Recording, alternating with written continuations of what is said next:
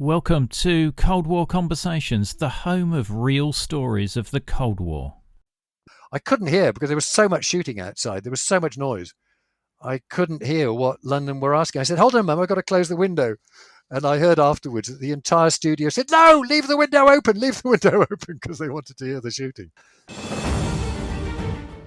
This is Cold War Conversations. If you're new here, you've come to the right place to listen to first-hand Cold War history accounts.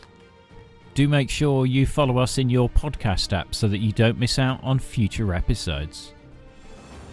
Today we are transported back to a pivotal moment in history that occurred 35 years ago this month, the Romanian Revolution of 1989.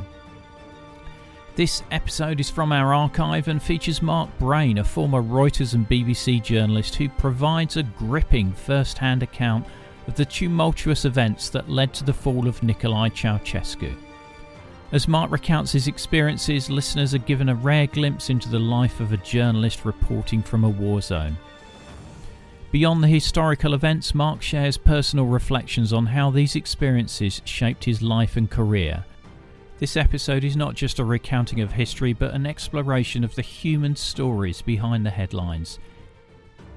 I'm delighted to welcome Mark Brayne to our Cold War conversation. Having missed all of the big stories, doing my bit covering the diplomatic dimension, and that had to be done from London. But I was very aware that this was my patch. This was the patch I'd been covering for years. And this was the biggest story on the planet, and I wasn't there. So Thursday the 21st, we'd been getting reports from Timișoara. There was shooting. Clearly things were not good, were interesting in Romania. The last domino to fall after the Czech Republic had gone and Todor Zhivkov had gone in Bulgaria. So apart from Albania, Ceausescu was the last old guard holdout. And he, despite what was happening in Timișoara and the shootings there, had thought he was still in control. He had this hubris. He and Elena Ceausescu genuinely believed that the people loved them, that this was a passing problem. He went on a state visit to Iran, totally convinced that he would be fine. There wouldn't be a coup against him in his absence, which is true. There wasn't. But while he was away, the revolution, the resistance began to brew pretty intensely, and he came back. So it was based in Timișoara, and it was sort of under control. The army was still on top of it. The Securitate was still loyal to Ceausescu, and he came back from Iran triumphant and full of his misplaced pride and confidence, and called this big rally on Revolution Square on Thursday, December the 21st, I think it was, and I'm following this on the morning of that Thursday, and preparing and thinking, if this one blows, this is a story I need to cover. I got to be there, even though Christmas was coming up. So I got a call from Mick Atkin, an old Leeds University colleague of mine, fellow student. We both studied Russian together at Leeds in the 68 to 73. And Mick was by then working with BBC Monitoring. And he gave me a call as diplomatic correspondent and said, Mark, I think you need to know. We've just been listening to the broadcast from Revolution Square, and we're pretty certain that we're hearing chanting, and they've just cut the broadcast and they've gone to music. Really weird what's happening. I think you need to know. And I thought, hello, this is it. So I put a report straight away on the BBC and said, what Mick had reported, and we had a clip of the sound, and actually you could hear in the background "Jos Comunismul," down with communism, down with Ceausescu. Of course, history now, we know what happened, and the crowd turned against him, and he went inside and flew off on the helicopter and all of that on that day. Well, I now was in hyperactive mode. So on that Thursday afternoon, I said to my BBC bosses, guys, I got to be there. We didn't have anybody in Bucharest, and I knew Romania. I'd been the correspondent covering Romania in the early 80s, so I had a pretty good claim to go. John Simpson for BBC Television was making similar arguments to the television lot. But in those days, radio and television didn't even talk to each other, let alone cooperate. So I said to my bosses, to Peter Brooks, who was the entire foreign desk, one man at Bush House. Actually, no, Ian Richardson was with him as well. So it was a tiny operation. And I hope Ian Richardson listens to this. You ought to talk to him, because he was with us in Beijing in that summer. It was a very important part of our operation there. Anyway, so I got permission from the Beeb to go. So I summoned up, I got a suitcase, and put just a huge pile of tapes, blank tapes, equipment, a mutter box, which was an Ian Richardson invention, which you used with crocodile clips to connect onto a telephone to enhance the volume of the report down the telephone line, because you didn't have broadband or anything like that. Yeah. So mutter box, I had a mutter box mixer, which was state of the art, really amazing. And $10,000 in cash, which I managed to get from, I don't know where I got it from. Somebody managed to conjure up $10,000 in cash. So off I went and stayed that Thursday night at a hotel on the outskirts of Heathrow, ready to take the very first flight out the following day to Vienna. Via Vienna to Belgrade. I was thinking probably the best way in, because Romania is very big, to get in through Hungary from Vienna is going to be difficult, because they closed the borders and so on. Because we were hearing, there was shooting and the army was cracking down. It was really, really getting very, very bloody in Bucharest. The army had not yet switched sides. So I flew to Vienna and then tried to hire a plane, a small plane in Vienna, to charter a plane to get into Romania, but I couldn't find one. I was on my own, just, with no preparation for a hostile environment. It was a war zone, basically. I just had with a great big suitcase full of kit and dollars. So I flew on to Belgrade, and at Belgrade airport, I came out of the terminal, and the taxi rang, and I said, "Who can take me? Anybody ready to take me to Bucharest over the Iron Gates, over the Danube?" Can't remember his name, but one of these guys said, "Yeah, I'll take you." So put the suitcase with all my kit in the back of the car, and he drove home just to say to his wife, "I'm off to Romania." And she said, "You must be nuts." There were reports at the time that they'd poisoned the wells, poisoned the water supply in Bucharest. It was pretty scary. Yeah. But I wasn't terribly scared, funnily enough. So we drove off from Belgrade, and he had the meter ticking. So it was a metered taxi ride, and we drove over to the Iron Gates, to where the crossing into Romania was, over the dam on the Danube, and the Romanian guards wouldn't let me in. So I sat around thinking, what do I do now? I sat around thinking, what shall I do? And put in a report to the World Service down the telephone line, saying what I was observing. And then with the driver, I thought, sod this, we'll go. We just went across, and we blagged our way through. And this was about 1 o'clock in the morning, 2 o'clock in the morning. And then we just drove through the night, through completely deserted, well, it was nighttime, into Bucharest. Arrived in Bucharest just as the sun was coming, this blood red dawn, on Saturday, December the 23rd, I think it was. So Friday I got to Belgrade, then drove in overnight Friday night into Bucharest, and we tried to get across the main square outside the Intercontinental Hotel, where all the foreigners would always be put up. But there was shooting, and there were roadblocks. The army had switched sides in the meantime, so now it was a kind of civil war, and the army were fighting the Securitate. So I skirted round. I got the driver to skirt round Revolution Square, not Revolution Square, round in front of the Intercontinental, just to try to find a hotel, because this was about London time. This was about 8 o'clock. In the morning. So the Today program was still on air, and I thought, I've got to get onto the Today program. Yeah. That was the top priority. So we drove around the edge of town, and there was a lot of military around, and you could hear a lot of shooting. And I managed to find a hotel called the Hotel Modern, about 10 minutes walk maybe 15 minutes walk from the Intercontinental. And I pulled up outside, and I said to the driver, wait a minute, went in, and I said to Veronica Munteanu, who was the hotel manager on the desk, I said, didn't know her name at that point, needless to say. I said, I'm from the BBC. I've just arrived. I've got to get a telephone line to London. Can you get me a telephone line to London? She said, yes, we'll try. So I went up to a room and I got a hand-knitted telephone line to London.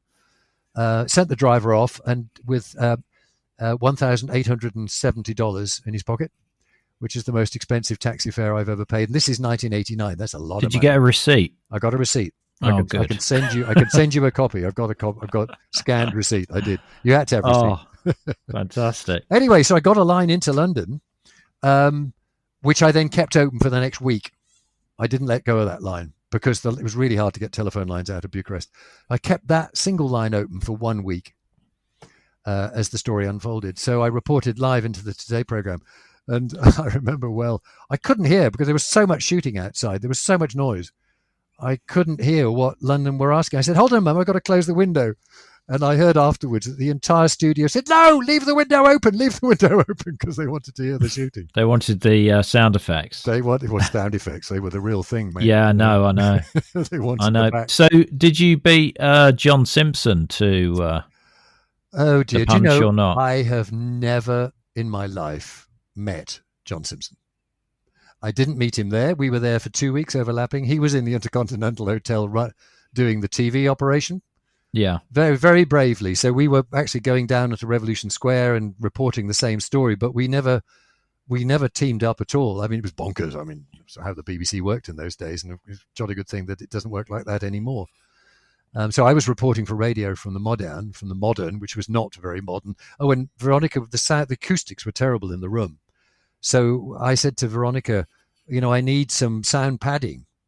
So she was just wonderful.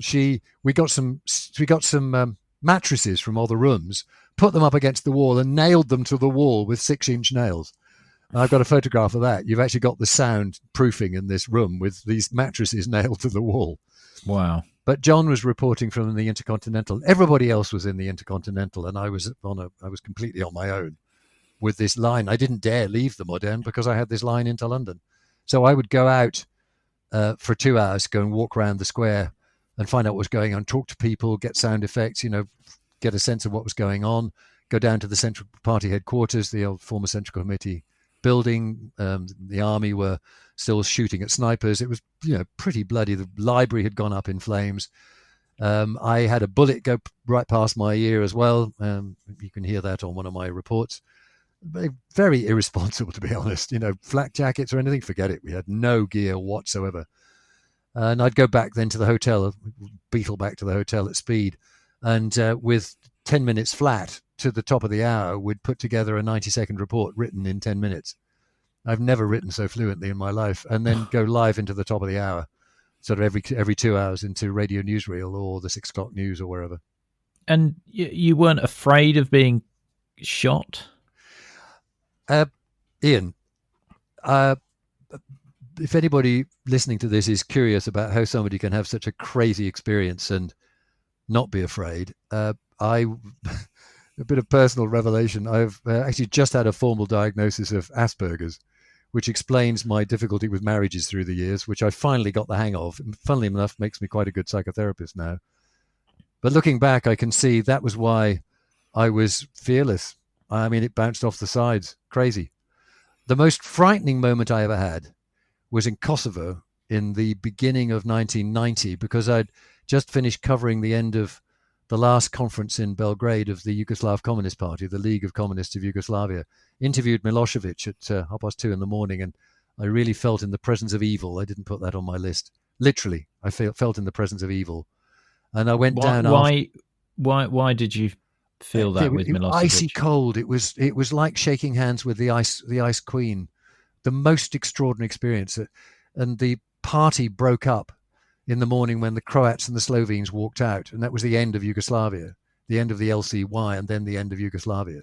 And I went on down to Kosovo because there was violence in Kosovo. So the ethnic Albanians, were beginning to kick back against the Serbs, and there hadn't yet been a death. But I went down to Kosovo and did some reporting from the Grand Hotel in Pristina. And we went out to one of the towns, and the Serbian police were tear gassing demonstrators. And in the taxi, we got caught between the police lines and the demonstrators. It was relatively benign in a sense; it was only tear gas, and the police used us driving between the two in the taxi as cover to fire tear gas over our heads at the demonstrators. And that was the most frightened I've ever been, probably ever, actually. And I literally cowered in the well of the back of the car. I bounced back pretty damn quick. But in Romania, I wasn't frightened. No, I wasn't frightened. I took stupid risks, but didn't get quite as close to the action as John did. John Simpson's reports, so when I look at them on YouTube, he was closer to the action than I was. And he was, credit where credit is due, bloody good reporting. And I think his reporting from Romania was better than mine. I'll have to find those clips. There are some on my some of mine on my website on Psychotherapist if you want to feed them in. Yeah. Thank you. What was the BBC's guidance for you there? Was it like, don't do anything stupid, or what? What was the guidance, and what was the, if you had got killed, were they paying for life insurance, or what was the deal being a journalist in a situation like that? There wasn't one. Go and report. It was, and that's it. The naivety of it is one of the reasons that through the 90s I became very involved with hostile environment training and getting people kitted out and coordinated in a much better way to cover bad stories like that in ways that wouldn't get them killed. The BBC changed its culture completely with the death of John Schofield in Croatia during Operation Storm. In June, was it? June, summer of 1995. And Chris Kramer, who was then head of news gathering at the BBC, when John got killed by a Croatian sniper. I can't remember which sniper it was. Maybe it was a Serbian sniper. He was in a place, actually he shouldn't have been, but he was doing a job of work that he thought was a good one. He had all the gear, had helmets and flak jackets and so on. But there wasn't a proper coordination of BBC news gathering. And so the BBC was shocked into action in 1995 and completely changed its culture to train everybody up for hostile environments, including ultimately the psychological impact of reporting from hostile environments, which is an area that I then went on to specialize in. But when I did it, Peter Brooks and Ian Richardson said, off you go, sonny boy. They were wonderfully supportive. And I went in naked, basically, and survived it. Being in a situation like that, you must have seen some sights there that you'd never seen before as well. Well, I remember going to the mortuary in Bucharest with about, I lost count of the bodies, at least 60 bodies, and young people just piled up because they had so many come in from the protests and the shootings on the main drag down the middle of what's it called, Magurianu, I think, the main drag through the middle of Bucharest, and they piled the bodies up in the mortuary in the cool house, and they hadn't had any time to treat them with any dignity. I mean, they were laid out, but these young people, it was quite a sight. It was quite a sight. That must be something that really stays with you, being through something like that and seeing things like that. Yes and no. Maybe because I'm Asperger's, I was able to experience it and report it very objectively. In fact, I think what did happen to me, what stayed with me, was that I was very inspired, very worked up emotionally about the meaning of the story I was covering. And I'd had that on Tiananmen Square as well. And that my journalistic judgment took a really nasty jolt. I did a lot of good reporting, but there were one or two reports where I sort of lost the plot, to be honest. Lack of sleep, particularly from Beijing. I thought that the army were going to be siding with the students and the demonstrators, the 38th Army that was coming into Beijing. In the aftermath, we discovered that, yes, the commander of the 38th Army was on the side of Zhao Ziyang, not the side of Li Peng, the very hardline prime minister at the time. But I got swept up in the enthusiasm of the moment And I certainly know that happened on Tiananmen Square, and that happened in Bucharest. And that was part, if you like, of what the emotional intensity of what I covered was with me when I left Bucharest and on by train, because the airport hadn't yet opened up. And the only way to get out of Romania at the beginning of 1990, January the 6th, overnight train, January the 5th to the 6th, I went to Budapest. And it had been such an intense emotional experience. Not so much seeing the bodies, but the joy, the sheer unadulterated relief that the nightmare was over. The Romanian people have sort of woken up from this terrible nightmare. And people who say it wasn't a revolution, it was a revolution, there's no question. Yes, was it hijacked by Iliescu and the old guard? Yes, it was. Of course it was. That's what happens to these things. But was it a genuine revolution? 100%. I have absolutely no doubt at all that it was a very powerful movement coming up from below. So it was very affecting. I'm not a cynic. A lot of journalists see things always cynically, and I'm afraid I used to get very enthusiastic about the stories I covered. I used to identify enormously with the people within those stories. So I was emotionally very raw, very naked when I left Bucharest. And I saw a young Hungarian girl, 17 years younger than me, on the other end of the train corridor, and sort of the rest is history, in the sense that all sorts of things flowed from that moment, which included turning into psychotherapy, trying to rescue my marriage, eventually my wife realizing that the old story wasn't over, and so she divorced me in 2000. I then remarried somebody else. The Hungarian girl and I kept trying to meet each other, and when I was available, she wasn't. When she was available, I wasn't. One thing led to another. I then became quite a good trauma therapist, left the BBC, set up the DART Centre for Journalism and Trauma, which is still doing really good work in Europe, that is, and did the European operation for the DART Centre, funded by the DART Container Corporation charity in the States. And we really made a difference in journalism. And I left them in 2008, cycled back out to Budapest, as one does, to see this girl, to try and work things out, came back, tried to rescue my marriage, finally failed, and remarried my first wife in 2013, and we're now living happily ever after. So there's a Cold War story that has a happy ending. That's an incredible Cold War story. So appreciate you sharing that with me and the listeners. But there's a few more bits I just want to dig into. Yeah. There's Vasil Bilak. Oh, good grief. Yes, we haven't done Vasil Bilak. There's a little hook on the L because he's Slovak. So Bilak. It's a soft L. Like a Russian ya. Right. Okay, Vasil Bilak. So, right. Yeah. Nasty old hardliner.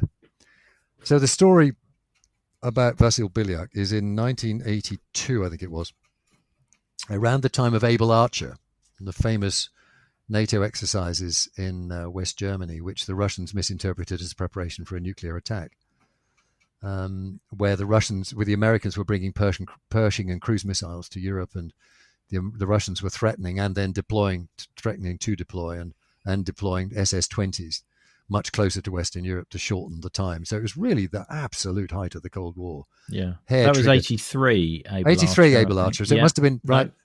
83. So that was when I had it must have been working with the STB, but a Brit who'd stayed in Czechoslovakia after 48, 49. And he was a lovely man who was a sort of journalist on the fringes of, and he certainly had good connections into the security apparatus. And he was my fixer in Prague, and he would set up my interviews for me. And he was very good. I was very fond of him. I can't remember his name. Carl, maybe a listener will remember the name, because a lot of Western journalists worked with him.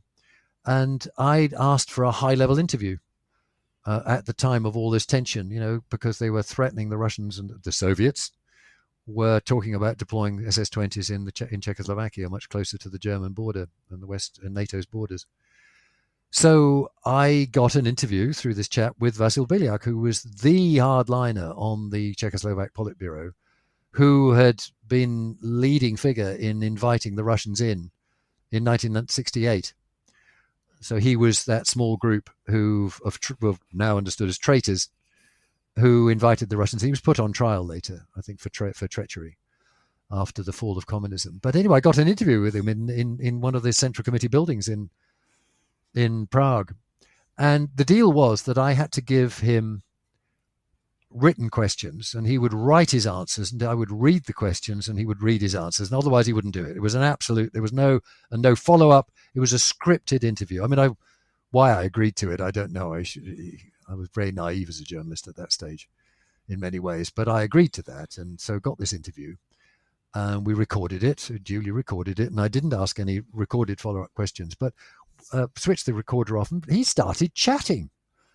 How it happened, I don't know, Ian, but the most extraordinary thing, and I can't remember what else he said, but he sort of saw me as a son or something, and he started sort of talking totally off the record, but he didn't say it was off the record. And why I didn't report this, I don't know. I mean, really, it was the best story I never reported. I've never, ever told this story publicly. I don't think I have anyway. Certainly never did a Romanian correspondent on it. I never put it on the news. It wasn't a news story as such. It was a reflection of the curiosity and craziness of Eastern Europe at that time. Real people managing an unreal system. Anyway, he was talking about his early years as communist leader, a senior communist figure rather, in Slovakia, because he's from Slovakia with the name Bilak. And he was telling me about his task in the early 50s was to clean up prostitution in Košice, I think it was, in the depths of Slovakia, the far eastern Slovakia up against the Ukrainian border, well then Soviet border.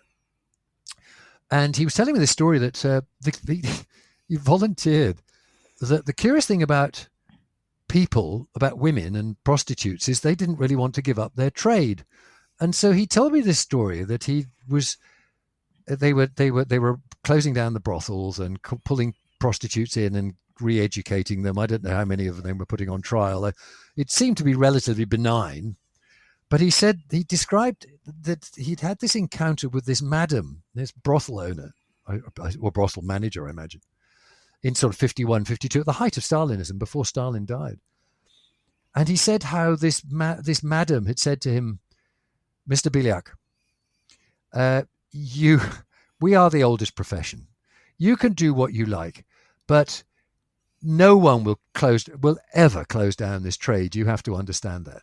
And he described how she walked behind him and rested her voluminous breasts on his head as she said this. My goodness me. It's bizarre. What was he doing telling me that story? I mean, I could have put that on air. I mean, yeah. What at the height of Able Archer, the story was, the Czechs are threatening this, and it was quite a big story. It led the World Service for several hours. But if I'd added, oh, and by the way, Vasil Bilak described how this prostitute, this madam, plonked her vast breasts on his head and said, "You'll never wipe us out." There was nowhere to put it. Yeah, I mean, it was almost as though after he'd done the scripted interview, the mask fell and he would just chatted with you. He was just human. Yeah. Yeah. I think he was sort of. I was quite an engaging young man. I was sort of quite good at interviewing because I wasn't sort of heavy and political and attacking old John Humphreys or anything like that. I was quite kind and curious and open, and I think he trusted me in that moment. But I don't know whether he planned, whether he thought I was going to report it, or I think he probably said, don't report this one, but let's talk about human nature. So I came away with an awareness, which I knew from East Germany, that these are ordinary people. Crap system, but perfectly ordinary people. Yeah, yeah. But it's interesting seeing behind that, because the only image you see of these people most of the time is the official image, and it's often, really difficult to just see them as people who have kids who don't behave and the same stuff that everybody else has to deal with to some degree. Yeah. But I think, looking back, when you think of the messiness around the demise of East Germany and the confusions over the press conference when Schabowski says, "What's this here? Something about sort of, anybody can travel." Yeah, it's probably starting now. And then Egon Krenz and people who sort of try and take it over, and you realize that they're just ordinary people struggling, with incredibly complex situations. And so much of history is not conspiracy; it's just cock up. Oh, totally. The stories that came out with the end of the Soviet Union, when we realized that this vast, great Soviet military machine threatening the West, they were terrified. They genuinely thought the West was going to attack them, and they were monitoring lights going on and off at NATO headquarters, thinking this is signaling the beginnings of an attack. And you can make it all ideological, but actually it's intensely human. Yeah. And it's also groupthink, that people in a closed environment begin to hear their own feedback and persuade themselves that of the truth of whatever crazy idea they've come up with. But that was the thing with Able Archer, is that Andropov had put this Operation Ryan in place, which was to look out for the KGB, to look out for signs of military preparations, such as lights on in offices late at night and stuff like that. And the KGB, knowing that's what Andropov wanted to hear, were trying to find stuff that matched up to that, rather than actually look out for legitimate military preparations. Well, the fascinating thing that I probably need to write a book about, Ian, if I ever get round to writing a book, or at least include or write about. I don't know if I ever will at this stage in life, but the psychology of all of this fascinates me. And I now work with individuals with trauma, the aftermath of trauma, whether it's war trauma or rape or car crashes or just childhood and boarding school and parental divorce and, sexual abuse and the stuff that just being bullied on the playground and mummy not getting it. This is the stuff I work with all the time. And the fascinating thing about human nature is that we assume that our internal reality is a kind of shared reality. So if I, working in the KGB and being Russian, experience the world through Russian eyes, and we do mokrie работы, whatever the word is, wet jobs that the KGB do, where we assassinate people we don't like. And we assume that every diplomat is an undercover spy, and certainly all the journalists are, because all ours are. So the Russians absolutely projected their understanding of themselves out onto the West. So they assumed that the West must be like us, just like the West assumed that the Russians must be thinking like us, building all of these things. They're bound to want to use them, or whatever. So the misunderstandings that happen when you assume that your internal reality is also the opposite number's internal reality. I work with couples a lot, and introducing them to the idea that life is not the same on the two islands you live on. You have a bridge between you, but life on Venus is not the same as life on Mars. Don't assume that your partner is experiencing things just the way you are. And the difficulties you have in individual relationships are all just acted out on an international level. There's no difference. And it's just people screwing up, trying to get things right, getting them right sometimes, a lot of the time screwing up. You just hope that you don't have an awful lot of people dying in the process. That's a really interesting insight. Oh, I got to tell you one thing about the 4+2 negotiations. Oh, go on then. All right, one final anecdote. You can split this into multiple broadcasts. I am. Don't worry, I am. I don't think anybody's going to sit. Well, they probably will sit through 3 hours, but I'm not so sure. Well, we haven't quite made it to 3 hours. So not quite. Anyway, the Germans called them, of course, the 2+4 negotiations. The two Germanies plus the four Allied powers. Well, we called them, being the Allied powers, and me being diplomatic correspondent, we called them the 4+2. So the negotiation went around Germany. There was one in East Berlin. There was one in Bonn. I went to most of them. And the one in East Berlin, which was, of course, still East Berlin, although the wall was open, Shevardnadze was there with a couple of senior generals, I think, were with him. And we had the negotiating teams. It's a bit like what's happening in Brussels at the moment about Brexit and how well that works out. And the negotiating tactics of the Russians at that point were they were negotiating with a very, very weak hand. Their whole system had basically fallen apart. They were falling apart. The Soviet Union was beginning to fall apart. They really didn't have very much clout at that point, but they were rattling their sabers as loud as they could to try and force the West into, ideally, German neutrality. They wanted to get the whole of Germany, if it was going to be reunited, they wanted it neutral, and they wanted an overarching, CSCE European peace concord that included Russia with a major voice, sort of the end of NATO, but just a pan-European security system. And of course, the West was having none of this and didn't trust the Russians as far as they could throw them. And in Berlin, Shevardnadze, it seemed to be going well. The negotiations seemed to be going well. And then suddenly, Shevardnadze throws down the gauntlet and says, we insist on, played his trump card. We insist on neutrality. I can't remember the other details. And no membership of NATO for Germany. No. And Hella Pick from The Guardian, bless her, and one or two others took it at face value and thought, oh my God, it's all falling apart. And the Russians are going to pull away and in anger and they won't agree to anything. And I thought, hello, I know the Russians. They're trying to sound much stronger than they really are. And this is Shevardnadze. I got the intuition was dead right at that point. Shevardnadze was acting tough so that he could say to the generals, see, I tried. You wanted the neutral Germany. I did my best. I promise I did my best. You see, it didn't work. And we had to agree to reunification on the West's terms. Basically, the whole of Germany joins NATO, which is exactly what happened. But the negotiating tactic was to make a huge amount of noise, hoping to not so much to persuade the Western negotiators to make concessions, but to convince those behind you, the hardliners in Moscow, that you really are busting a gut on their behalf. You did everything you could. So you can go back to Moscow and say, okay, 400,000 men are going to have to come back. We haven't got anywhere to put them. Never mind. We've lost Poland. We've lost Bulgaria. We've lost Czechoslovakia. We've now lost the German Democratic Republic. But actually, it's all okay because we got a good deal. And of course, people held it against Shevardnadze and Gorbachev, as we know from August 1991.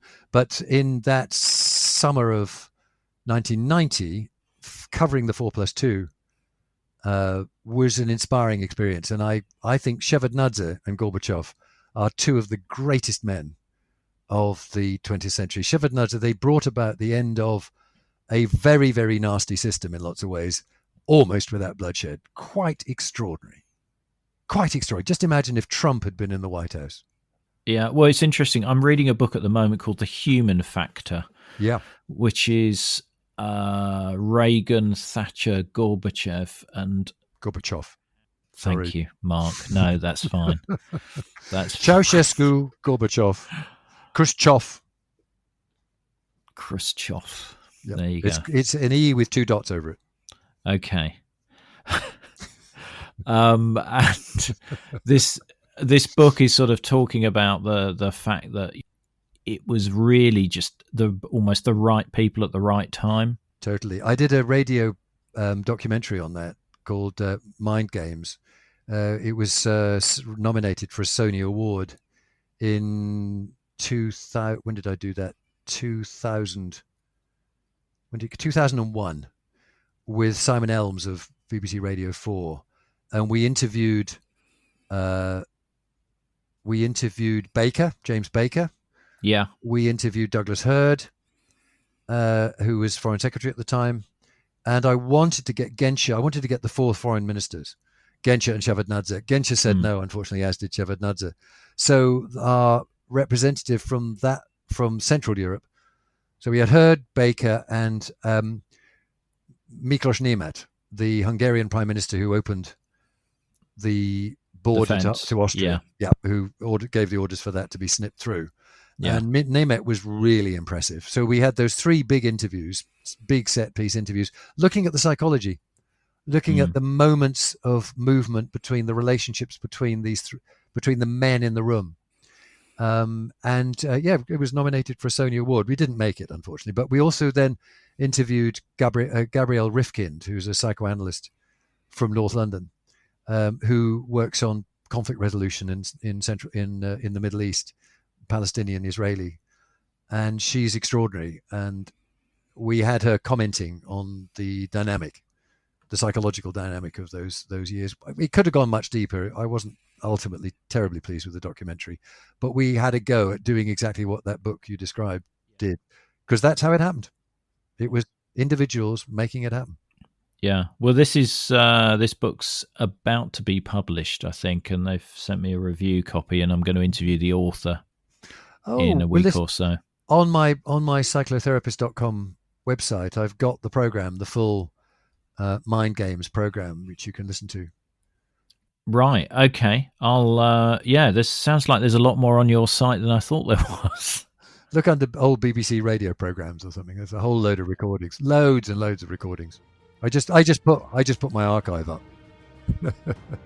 Okay, but it's been a great pleasure. Lovely to talk to you, and thank you so much for your very kind and open interviewing. It's been a total delight to talk to you. The episode extras, such as videos, photos and other content, are available via a link in the episode information. The podcast wouldn't exist without the generous efforts of our financial supporters, and I'd like to thank one and all of them for keeping the podcast on the road. The Cold War conversation continues in our Facebook discussion group. Just search for Cold War Conversations in Facebook. Thanks very much for listening, and look forward to seeing you next week.